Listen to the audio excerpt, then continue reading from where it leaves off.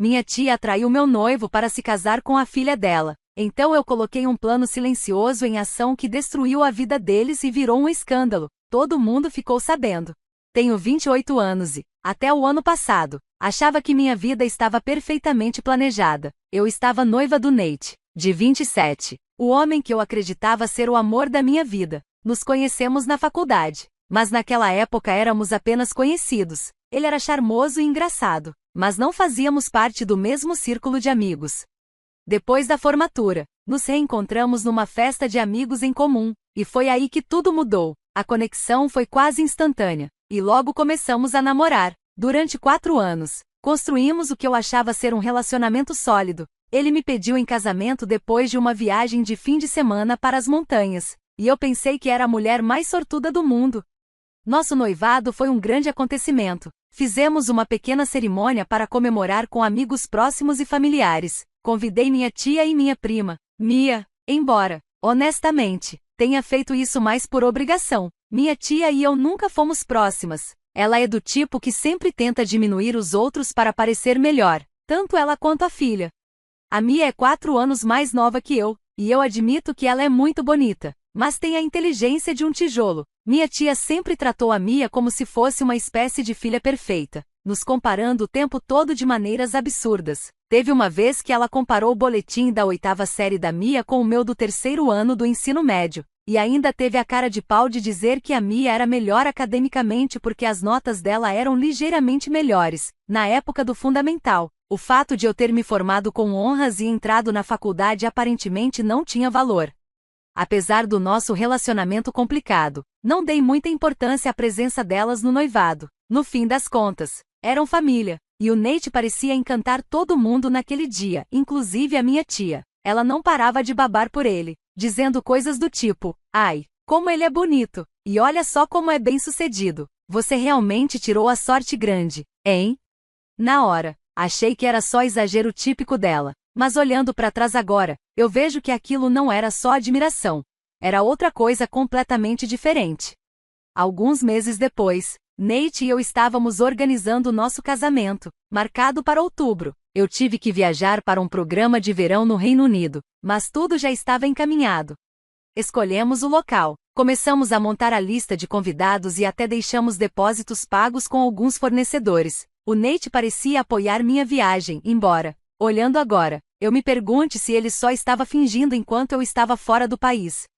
Nos comunicávamos por ligações e mensagens, mas depois das primeiras semanas, algo mudou. Ele começou a inventar desculpas para não falar comigo, dizendo que estava atolado de trabalho ou cansado demais. Achei que a distância estava pesando, mas confiei que superaríamos isso. Afinal, não éramos um casal recente, tínhamos anos de confiança e amor, ou pelo menos era o que eu acreditava.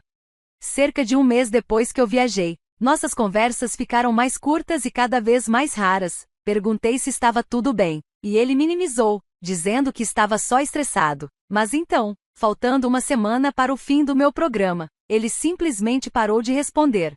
Liguei, mandei mensagens, até e-mails, nada. No início, fiquei preocupada, pensando que talvez tivesse acontecido algo no trabalho ou que ele estivesse passando por algum problema pessoal. Mas, com o passar dos dias, uma sensação ruim foi crescendo em mim. Ainda assim, me convenci de que conversaríamos quando eu voltasse. Quando cheguei em casa, fui direto para o meu apartamento esperando encontrar alguma mensagem dele. Em vez disso, encontrei a minha tia me esperando na porta. Na mão dela, um convite de casamento, impresso. Sim, um convite de papel mesmo, em plena era digital. Ela me entregou e disse, com a maior naturalidade do mundo, que o Nate ia se casar com a Mia. Na hora, achei que fosse uma piada cruel. Cheguei a rir, nervosa, perguntando do que ela estava falando, mas o olhar presunçoso dela deixou claro que aquilo era real. Sinto muito, querida, ela disse, com a expressão mais falsa que já vi. Imagino que isso deva ser difícil para você, mas precisa entender, quando as pessoas deixam de se amar, ninguém tem culpa.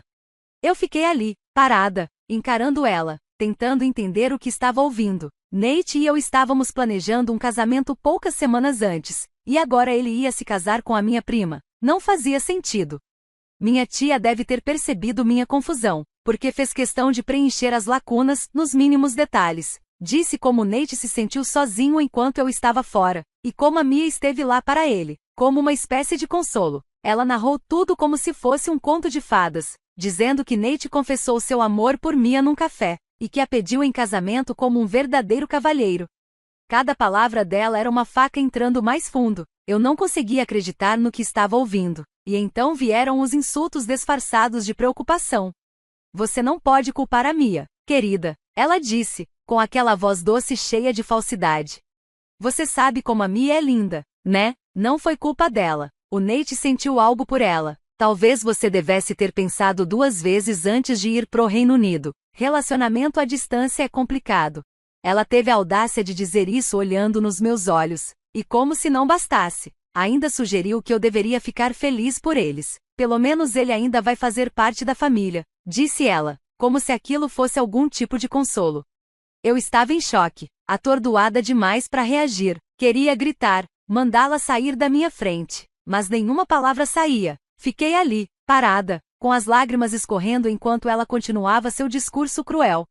Finalmente, com a voz fraca e trêmula, consegui dizer para ela ir embora. Ela sorriu, me deu um tapinha no ombro como se eu fosse uma criança que perdeu o brinquedo preferido e disse: não fica triste, querida, tenho certeza de que você vai encontrar outro homem, talvez um mais velho, divorciado, procurando uma segunda chance no amor. Assim que ela foi embora, eu desabei no sofá e chorei como nunca tinha chorado antes. Me senti humilhada, traída, despedaçada. Nate, o homem que eu amei, em quem confiei, não só me traiu, mas fez isso com a minha própria prima, e minha tia, que sempre me menosprezou, ainda teve o prazer de esfregar isso na minha cara. Eu não sabia como seguir em frente, mas uma coisa era certa, eu não podia ficar naquela cidade, cercada por lembranças e pessoas que iam me lembrar todos os dias do que eu perdi. Depois daquela visita humilhante, passei os dias seguintes em uma espécie de névoa. Mal comi, mal dormi, mal existi. Tudo o que eu conseguia fazer era repetir a situação na minha cabeça. Como isso pôde acontecer? Nate não me deu explicação, nem um pedido de desculpas, nem encerramento, só o silêncio. Eu achava que a gente estava construindo uma vida juntos, mas, ao que tudo indicava, ele já estava planejando uma vida com outra, e não com qualquer outra, com a Mia, minha prima, a mesma que minha tia sempre colocou como minha rival. Por um tempo, não consegui nem olhar na cara dos meus amigos ou colegas de trabalho. Eu não queria enfrentar as perguntas, os olhares de pena. Todo mundo sabia do nosso noivado. Como não saberiam? A gente teve uma festa enorme, com fotos nas redes sociais e postagens cheias de declarações sobre como éramos sortudos por nos ter encontrado. Agora, tudo que eu conseguia pensar era no quão idiota eu devia ter parecido. Minha mãe, que Deus a abençoe, veio ficar comigo assim que soube do que tinha acontecido. Ela sempre foi meu alicerce, e tê-la por perto tornou tudo um pouco menos insuportável. Ela não me pressionou para falar, só esteve ali, do meu lado, quando eu mais precisava. Passamos dias assistindo TV ruim, comendo sorvete direto do pote, tentando rir do absurdo da situação. Teve até uma hora em que ela disse, brincando: bem, pelo menos você se livrou de uma encrenca. Se ele foi capaz de fazer isso com você, imagina o tipo de marido que ele teria sido. Ajudou. Ter minha mãe por perto me deu forças, mas no instante em que ela foi embora, a solidão voltou a me consumir. Em todo lugar que eu ia, havia lembranças do Nate, a cafeteria onde tomávamos café aos sábados de manhã, o parque onde ele me pediu em casamento, até a mesa da cozinha, onde passamos incontáveis noites sonhando e planejando o nosso futuro juntos. Era sufocante. Eu sabia que não dava mais para continuar naquela cidade. Eu precisava de um recomeço, longe de tudo que me lembrava o que eu tinha perdido. Foi aí que decidi fazer algo que já tinha considerado antes de o Nate entrar na minha vida. Comecei a me candidatar para empregos no exterior. Poucas semanas depois, consegui uma vaga promissora em Leeds, no Reino Unido, e não era só um emprego, era uma chance de reconstruir minha vida do zero. Arrumei o apartamento, me despedi da minha mãe e embarquei em um avião carregando medo, esperança e uma vontade absurda de seguir em frente. Mudar de cidade já é desafiador, de país. Então, no começo foi assustador. Eu não conhecia ninguém, e nas primeiras semanas me senti completamente deslocada. Mas, com o tempo, as semanas viraram meses e eu comecei a encontrar meu ritmo. Meus colegas de trabalho foram acolhedores e o emprego exigia bastante, o que era perfeito para mim. Me joguei de cabeça, fazia horas extras, me oferecia para tudo, qualquer coisa que mantivesse minha mente longe do passado. E aos poucos, a dor foi ficando menos intensa, até que, alguns meses depois de já estar estabelecida, recebi uma ligação da minha mãe, e essa ligação mudou tudo. Ela me contou, meio rindo, meio chocada, sobre uma reunião de família recente. Parece que minha tia estava se achando, como sempre, se gabando do casamento da Mia com o Nate. Falava sem parar de como eles eram perfeitos juntos, como tinham sido feitos um pro outro, até que alguém perguntou o que o Nate fazia da vida. Minha mãe, que sabia muito bem que o Nate tinha largado o emprego para tentar ser escritor, preferiu ficar quieta e assistir ao circo pegar fogo. Minha tia, toda convencida, respondeu com firmeza: "Ah, ele trabalha com finanças." Pois não demorou nem 2 minutos para outro parente soltar: "Ué, mas ele não largou o emprego ano passado? Não tá tentando virar escritor agora?" Segundo minha mãe, o rosto da minha tia ficou vermelho como um tomate. Ela tentou disfarçar, inventando que ser escritor é uma profissão nobre, cheia de propósito. Mas já era tarde, o estrago estava feito. Foi aí que ela percebeu, tinha casado a filha com um cara que nem renda fixa tinha. E o mais engraçado, a Mia, que nunca trabalhou um único dia na vida, teve que aceitar um emprego de meio período como recepcionista só para manter os dois com as contas em dia.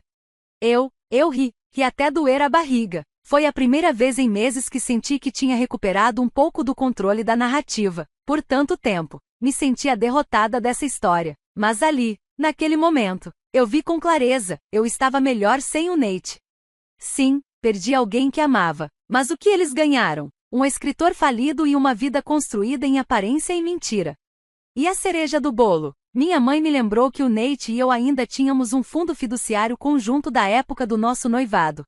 Tínhamos começado a poupar para o nosso futuro juntos, e como eu era quem sempre cuidou das nossas finanças, tinha acesso completo à conta conjunta. Depois de tudo o que aconteceu, eu tinha esquecido completamente disso, mas agora, parecia quase um presente do universo. Não perdi tempo, liquidei a conta, transferi todo o dinheiro para minhas economias pessoais. Tecnicamente, 20% pertenciam ao Nate, mas considerando tudo que gastei sustentando ele, aluguel, supermercado, até as despesas criativas quando ele largou o emprego para virar escritor, achei mais do que justo. Eu sabia que, eventualmente, o Nate apareceria cobrando. Ele sempre foi arrogante demais para imaginar que eu teria coragem de fazer algo assim, mas, pela primeira vez em meses, eu senti que estava retomando o controle. Eu não era mais a vítima. Se ele e Mia queriam construir uma vida juntos, ótimo, mas fariam isso sem mim e, mais importante, sem o meu dinheiro. Passei os meses seguintes me dedicando à nova vida em Leeds, trabalhando duro, focando em mim, me reconstruindo. Nem pensava muito no Nate ou na minha família, pelo menos até o Natal chegar. Foi aí que o drama resolveu bater na minha porta de novo.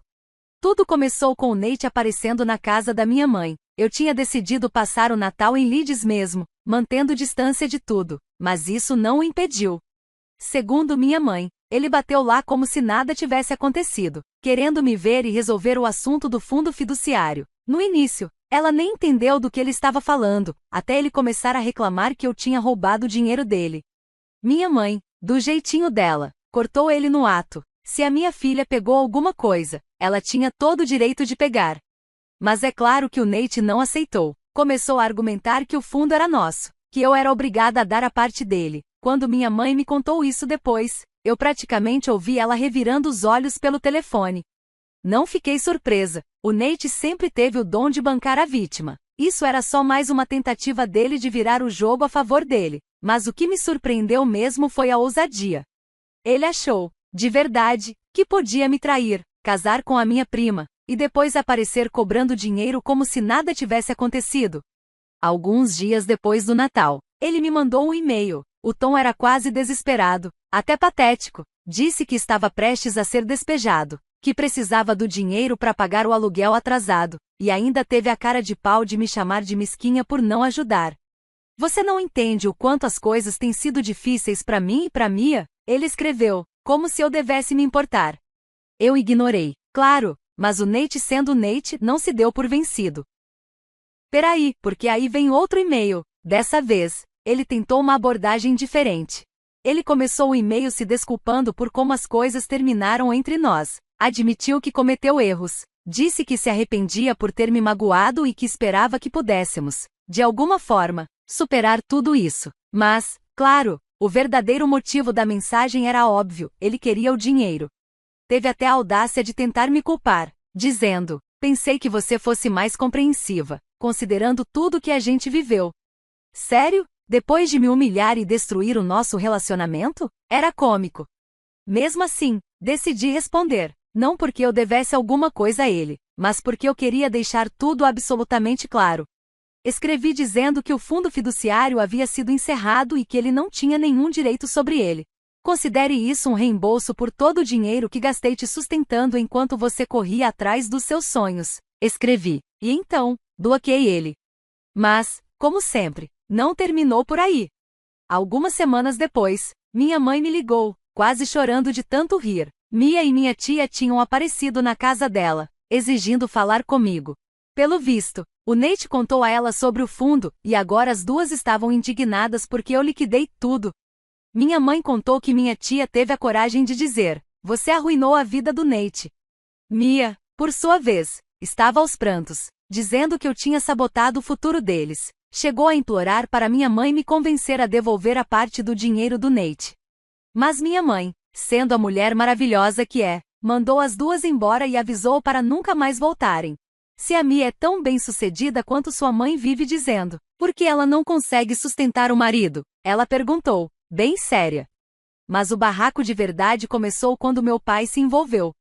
Ele raramente se mete nos dramas da família, mas dessa vez já tinha passado dos limites. Assim que ficou sabendo o que minha tia e Mia fizeram, ele ligou para elas. Disse à minha tia que, se ela não parasse de me importunar, ele cortaria imediatamente o apoio financeiro que vinha dando a ela há anos.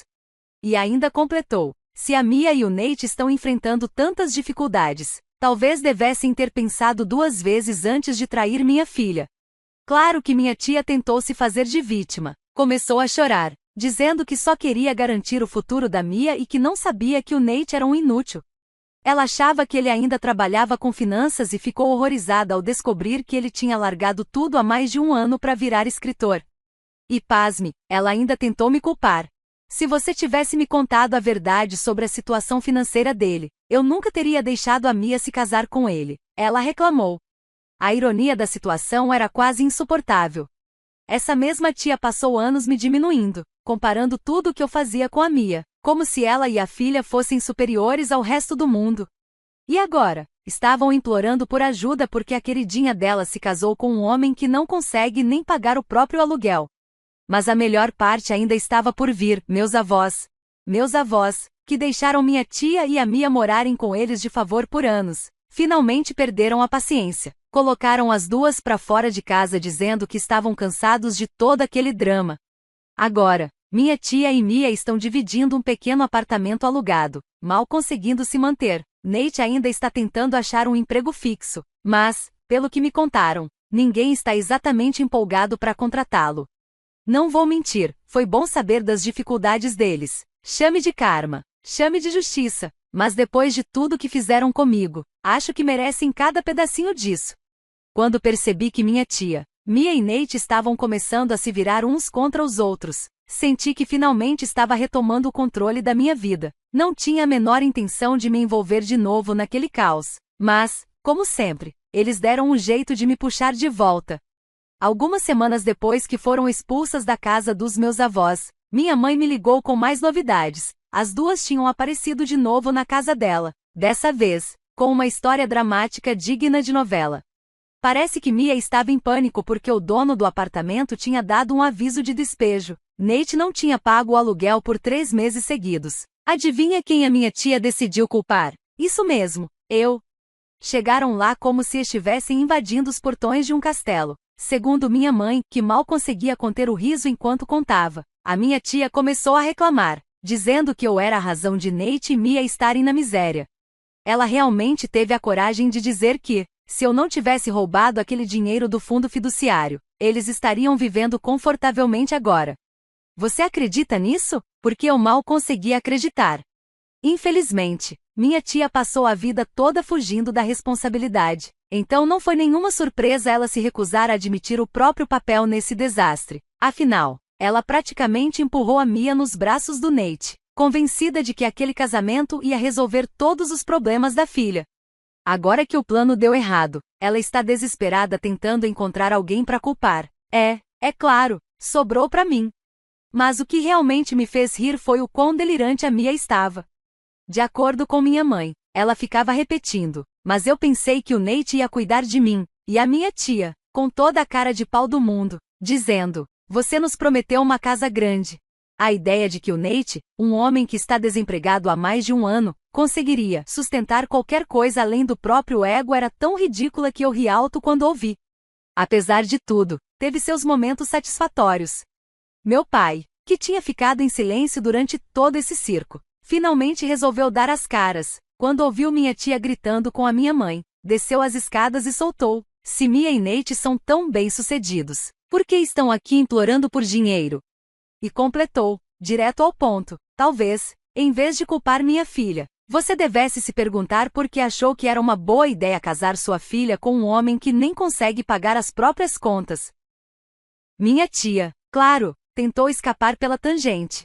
Ela alegou que não fazia ideia dos problemas financeiros do Nate e que eu havia escondido isso dela de propósito. Disse que, se soubesse da verdade, nunca teria deixado as coisas chegarem a esse ponto. Chorava como se a ignorância dela fosse justificativa suficiente para as escolhas ruins que fez.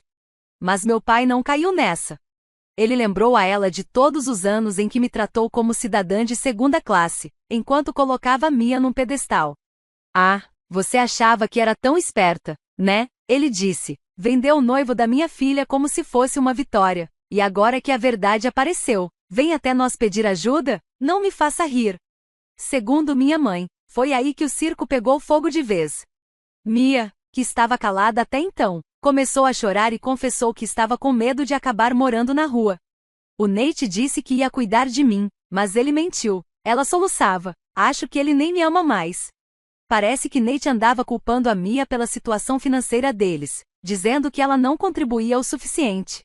Hilário, né? Mia estava trabalhando meio período como recepcionista, emprego que só conseguiu porque meu tio deu um jeitinho, enquanto Nate mal ganhava qualquer coisa com aquela carreira de escritor dele.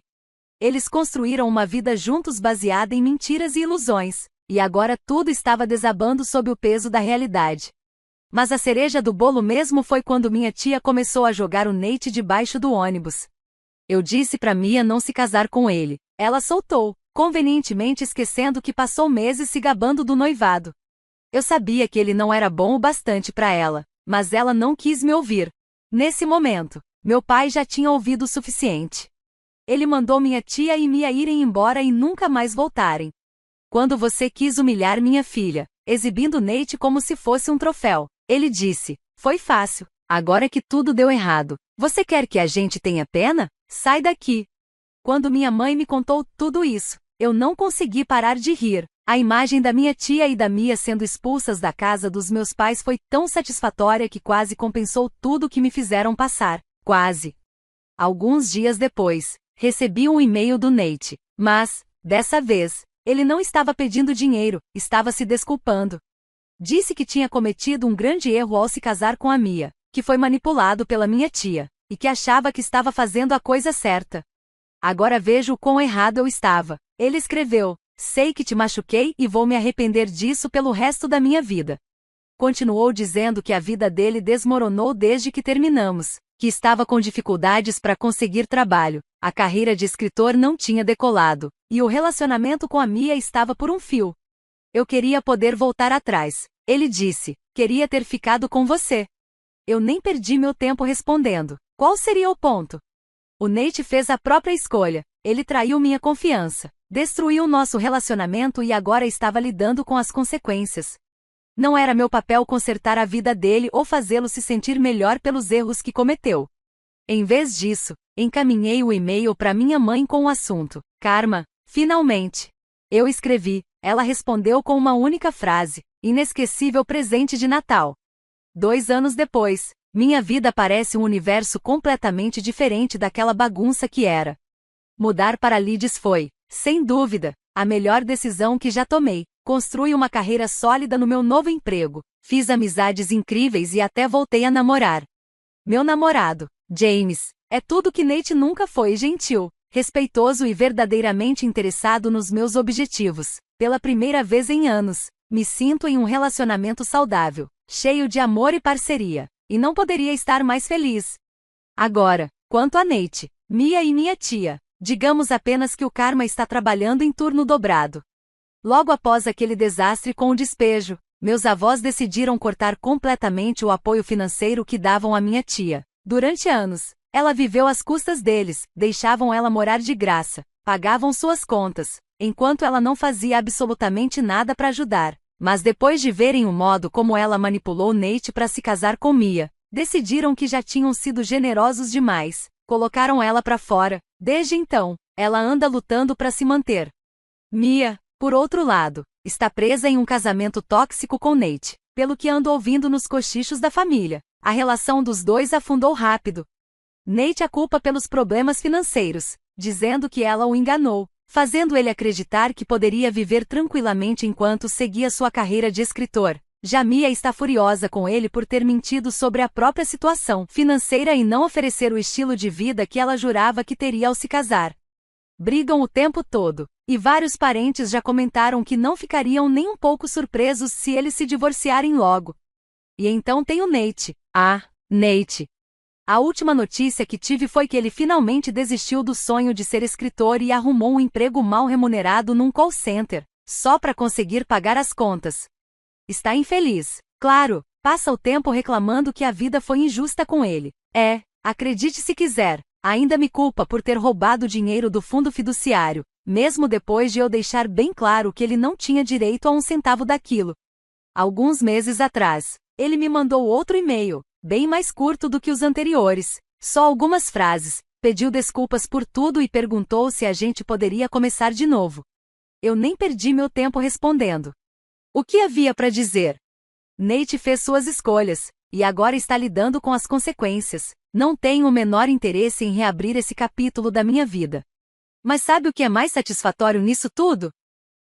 Minha tia, finalmente, foi obrigada a encarar a realidade dos próprios atos, depois de anos me tratando como se eu fosse inferior a Mia, me diminuindo, me fazendo sentir que nunca seria suficiente. Agora ela vive num apartamento minúsculo, sem renda, sem apoio, e sem nenhuma perspectiva de melhora. E a Mia, sua filha de ouro, está presa num casamento à beira do colapso. Algumas semanas atrás, minha mãe me ligou com uma atualização. Aparentemente, minha tia estava tentando se reconectar com a família, na esperança de voltar às boas graças de todos. Chegou ao ponto de pedir desculpas aos meus avós pelo seu comportamento no passado, alegando que estava apenas tentando fazer o melhor para Mia. Meus avós não caíram nessa. Disseram a ela que, até que ela assumisse a responsabilidade por suas ações e se resolvesse comigo, eles não queriam mais saber dela. Minha mãe também mencionou que a Mia estava perguntando sobre advogados de divórcio. Parece que, finalmente, ela percebeu que Nate não é o príncipe encantado que pensava que ele fosse. Mas, sinceramente, o que ela esperava? Minha mãe disse que Mia sabia muito bem no que estava se metendo quando se casou com ele. Ouvir tudo isso foi uma verdadeira validação. Durante tanto tempo, fui pintada como a vilã da história, a mulher teimosa e egoísta que tirou Nate dos braços de Mia, mas agora a verdade estava finalmente vindo à tona. Minha tia, Mia e Nate cavaram suas próprias sepulturas e agora estavam lidando com as consequências. Enquanto isso, eu estava prosperando. Tinha um ótimo emprego, um namorado maravilhoso e uma vida que finalmente parecia inteiramente minha. Olhando para trás, é difícil acreditar o quanto minha vida mudou desde o dia em que minha tia apareceu com aquele convite de casamento. Naquele momento, pensei que meu mundo estava acabando. Me senti humilhada, traída e completamente perdida.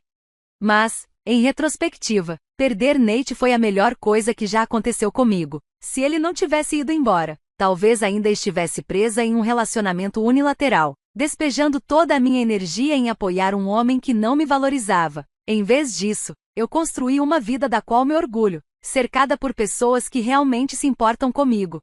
Se há algo que aprendi com tudo isso, é que o karma é real, pode levar tempo, mas, eventualmente, As pessoas recebem o que merecem. Nate, Mia e minha tia pensaram que poderiam me machucar e sair impunes, mas a vida tinha outros planos. E enquanto eles estão ocupados lidando com a bagunça que criaram, eu estou livre para viver minha melhor vida. Para quem estiver lendo isso e passando por uma situação semelhante, saiba que a dor não dura para sempre. Você vai sair mais forte do outro lado. E quem sabe, no final, você vai se dar conta de que tudo o que aconteceu foi o que você precisava para crescer.